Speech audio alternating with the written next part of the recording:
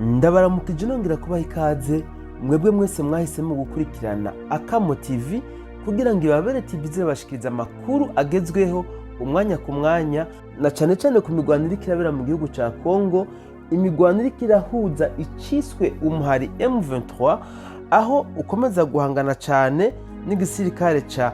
FARDC. Mu makuru yacu y'ejo karabwiye ko mu karere ka Kamanyora hari hazinutse haba imigwano ikomakomeye aho umuhari M23 wari wazinutse ugaba ibitero ku ngabo za leta y'u Burundi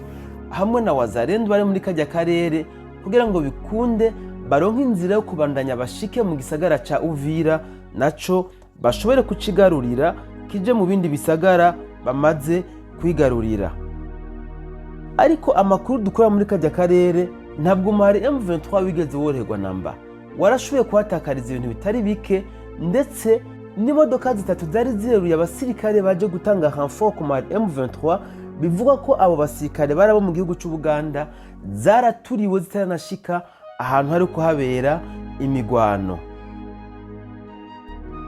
Ni mudukundire iyi nkuru muyikurikiranire kuri iyi link twabashiriye muri commentaire ya mbere, niho ico kiganiro twakibakoreye mu buryo bwiramvuye. Reka dukomeze gushimira abantu mumaze kudukurikirana kuri urya rubuga B-Info, ni urubuga twabashiriyeho mu ntumbero yo kugira ngo ntimuze murahomba amakuru ku biriko birabera mu gihugu kibanyi ca Congo ndetse no ku ngaruka ziriko ziribonekeza ziturutse ku migwano iriko irabera mu gihugu kibanyi ca Congo.